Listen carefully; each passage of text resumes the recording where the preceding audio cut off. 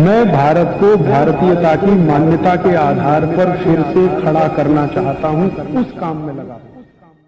Soybean के बारे में जो आखिरी प्रश्न उन्होंने कहा, प्रोटीन के बारे में और डायबिटीज के बारे में, दुनिया में अभी ऐसा कोई अध्ययन नहीं हो पाया है जिससे यह सिद्ध होता हो कि सोयाबीन से डायबिटीज ठीक हो सकता है। सोयाबीन से डायबिटीज ठीक होने की बात कुछ वैज्ञानिक कहते हैं, लेकिन अभी कुछ सिद्ध नहीं हुआ है और इसलिए दवा के स्वरूप में और मेडिसिन के रूप में अभी तक दुनिया में कहीं कोई उपलब्ध नहीं है। ये कल्पना जरूर ऐसी है कि सोयाबीन में जो कंपोजिशन है शक्कर का, जो शुगर का कंपोजिशन है, जो फ्रक्टोज है, उसमें ग्लूकोज है, फिर प्रोटीन है, फिर कुछ और भी चीजें, फैट भी है उसमें थोड़ा सा, कार्बोहाइड्रेट भी थोड़ा सा है। तो ऐसा माना जाता है कि उसका जो कंपोजिशन है, उस कंपोजिशन से शायद डायबिटीज की बीमारी को कंट्रोल करने में मदद मिलती हो, लेकिन अभी ऐसी कोई सिद्धि प्राप्त नहीं हुई है, न भारत के वैज्ञानिकों को, न दूसरे देशों के वैज्ञानिकों को। ये चर्चा चल रही है, पुस्तकों में चर्चा है, पत्रिकाओं में चर्चा है, अखबारों में चर्चा है, लेकिन सिद्ध नहीं हो पाया है। और प्रोटीन के बारे में तो सिद्ध हो चुका है। सोयाबीन द्वारा जो प्रोटीन मिलता है, वो किसी जानवर को मिले या किसी व्यक्ति को मिले, वो प्रोटीन बहुत ही जटिल होता है। और जटिल प्रोटीन जो होता है, माने बहुत कॉम्प्लेक्स है वो प्रोटीन, और वो जल्दी से पचता नहीं है। माने हम दाल खाते हैं, दाल में से प्रोटीन हमको मिलता है, वो प्रोटीन जितनी आसानी के साथ शरीर में काम में आ जाता है, उतनी आसानी से सोयाबीन का निकला हुआ प्रोटीन शरीर में काम नहीं आता। बल्कि सोयाबीन का निकला हुआ प्रोटीन एक तरह से शरीर में स्टोरेज के रूप में इकट्ठा हो जाता है। जैसे हम कोई चीज स्टोर भंडार करके रख लें, वैसे एक भंडार जैसा बन जाता है, उसका उपयोग नहीं हो पाता शरीर की ऊर्जा के लिए।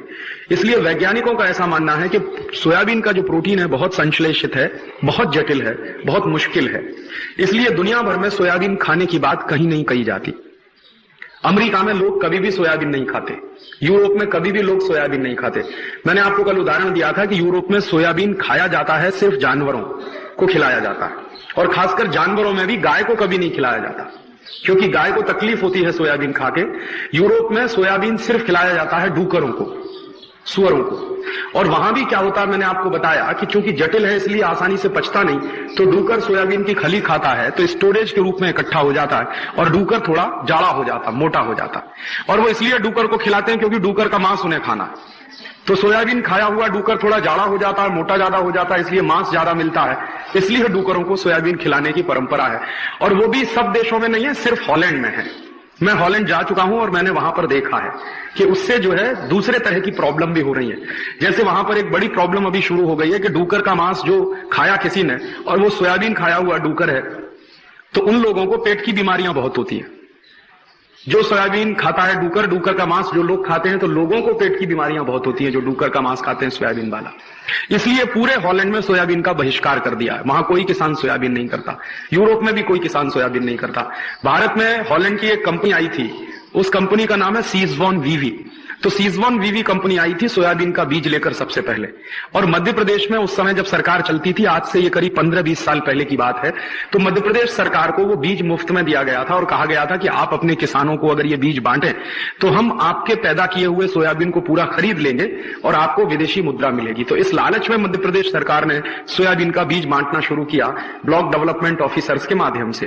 पहले मध्य प्रदेश में फैला सोयाबीन, अभी फैलते फैलते महाराष्ट्र में आ गया, थोड़ा गुजरात में भी चला गया, उत्तर प्रदेश में भी चला गया है। लेकिन अब करते करते खेती इस नतीजे पर पहुंचे हैं कि कुछ उसमें से फल नहीं निकलता। एक बात जो आपने कही कि सोयाबीन की खेती के बाद कपास की फसल बहुत अच्छी होती है, तो ये बात तो किसी दूसरी फसल पे भी सच है। आप कोई भी दलहन की खेती करें, कोई भी दाल करें, तुअर की करें, उड़द की करें, मूंग की करें, उसके बाद कपास लगाएंगे, हमेशा अच्छा होगा। कपास की फसल का अच्छे होने का एक छोटा सा सिद्धांत है कि जिस खेत में प्रोटीन ज्यादा देने वाली कोई भी अनाज पैदा की गई हो, अनाज की फसल ली गई हो, उसमें उसके बाद कपास लगाएंगे, हमेशा अच्छा होगा। और इसी तरह से एक और दूसरी छोटी सी बात है कि तुअर की दाल लगा दीजिए किसी खेत में, उसके बाद गेहूं लगाइए, गेहूं हमेशा उसमें अच्छा होगा। तो जो भी दाल है, दाल की फसल लेने के बाद अगर आप गेहूं लेंगे उसमें, तो बहुत अच्छा होगा। और ऐसे ही कपास की फसल अच्छी लेनी है तो पहले उस खेत में अगर दाल लगा देंगे आप, तो दाल के बाद कपास लगाएंगे तो हमेशा कोई भी दाल लगाइए, मूंग की लगा दीजिए, उड़द की लगा दीजिए, तुअर की लगा दीजिए, किसी भी किस्म की दाल लगा दीजिए जिसमें प्रोटीन की मात्रा ज्यादा होती हो, तो हमेशा कपास की फसल अच्छी होगी। सिर्फ सोयाबीन से कपास की फसल अच्छी होती है, इससे भी ज्यादा सच ये है कि किसी भी तरह की दाल की फसल आप लगाएं तो उसके बाद कपास की फसल निश्चित रूप से बहुत अच्छी होती है। और ये जो फसल चक्र का एक सिद्धांत है, और शायद इस देश में सभी किसान जानते थे आज से 200-300 साल पहले तक, लेकिन ये जो परदेशियत आ गई, विदेशीकरण हो गया हमारी खेती का, तो वो फसल चक्र का जो हमारे ज्ञान थे वो खत्म हो गए, टूट गए धीरे धीरे। तो गांव के जो बुजुर्ग हैं, जो पुराने लोग हैं, ये ज्ञान किसी किताब में नहीं मिलेगा।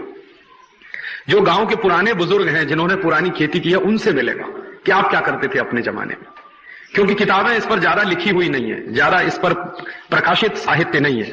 जो साइंटिस्ट लिखते हैं, जो किताबें बनाते हैं, वो भी एजम्पशंस के आधार पर हैं, अनुमानों के आधार पर है, तो उसका ज्यादा वैज्ञानिक और तथ्यपूर्ण जानकारी सीधे गांव में ही मिल सकती है।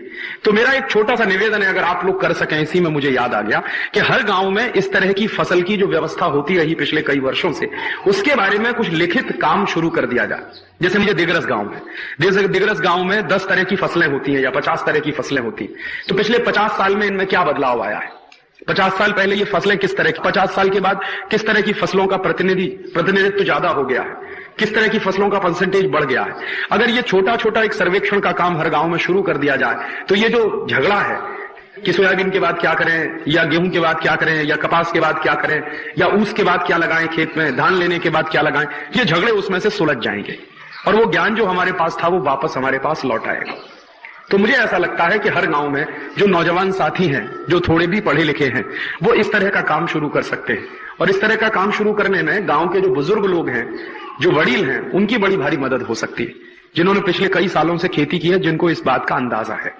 तो मुझे लगता है कि इस तरह का प्रयास शुरू होना चाहिए। और कई बार किताबों में, खासकर पत्रिकाओं में, बहुत बार ऐसी माहिती आती है जो विदेशों से इंपोर्टेड होती है। सोयाबीन के बारे में जितनी माहिती भारत की पुस्तकों में छपती है, सब विदेशी माहिती है, क्योंकि सोयाबीन हमारी फसल कभी नहीं थी। ये हिंदुस्तान में 20-25 साल पहले कोई जानता भी नहीं था कि सोयाबीन क्या होता है। ये पूरी तरह से इंपोर्टेड फसल है और इंपोर्टेड कृषि का ये जो है पद्धति है सोयाबीन पैदा करने की।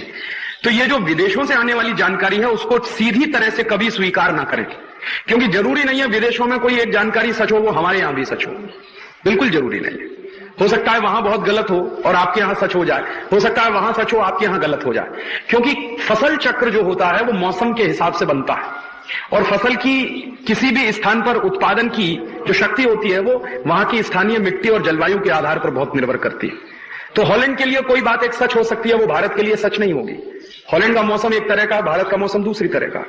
तो सोयाबीन हॉलैंड के लिए बहुत अच्छी फसल मानी जा सकती है, भारत के लिए जरूरी नहीं है कि बहुत अच्छी फसल होगी। इसलिए प्रदेशों से कोई जानकारी आ गई है और उसको हम सत्य मान के काम करना शुरू करेंगे तो कई बार धोखा उसमें ज्यादा होता है। उसको अपने विवेक से परखें और अपनी बुद्धि से उसका टेस्ट करें और उसके बाद उसको समझने की कोशिश करें और तब उसको फॉलो करें। ऐसे ऐसे एग्रीमेंट साइन हुए हैं लिबरलाइजेशन के नाम पर कि आप चौंक जाएंगे। अमेरिका की एक कंपनी है जिसका नाम है पेप्सी कोला। पेप्सी कोला के साथ भारत सरकार ने एक एग्रीमेंट साइन किया है कि हर साल Pepsi cola 10,000 metric ton chemical waste America से लाकर हिंदुस्तान में डंप करेगा। ये है लिबरलाइजेशन और ये 2 साल से डंप होना शुरू हो गया है। सबसे पहली डंपिंग किया था पेप्सी कोला ने मद्रास के पास एक गांव है और अब इस साल से पेप्सी कोला डंप कर रहा है उस केमिकल वेस्ट को। केरल में एक जगह है उसका नाम है वाइपीन। वाइपीन बहुत सुंदर द्वीप है, एक बार मैं गया हूं, इतना खूबसूरत है कि जाने के बाद लौटने का मन नहीं करता। अब उस वाइपीन द्वीप पर अमेरिका से लाया हुआ 10,000 मीट्रिक टन कचरा वेस्ट डंप किया जा रहा है और ये काम पेप्सी कोला कर रहा है। और ये क्यों हुआ है? क्योंकि लिबरलाइजेशन हो रहा है, ग्लोबलाइजेशन। दोस्तों, यदि आपको भाई सिराज दीक्षित जी द्वारा बताई गई ये जानकारी अच्छी लगी हो तो कृपया करके अन्य देशवासियों तक यह वीडियो जरूर पहुंचाएं। और यदि आप ऐसी ही जानकारियां रोज पाना चाहते हैं तो कृपया करके आयुर्वेदिक उपचार को सब्सक्राइब कर घंटे का निशान जरूर दबाएं। धन्यवाद।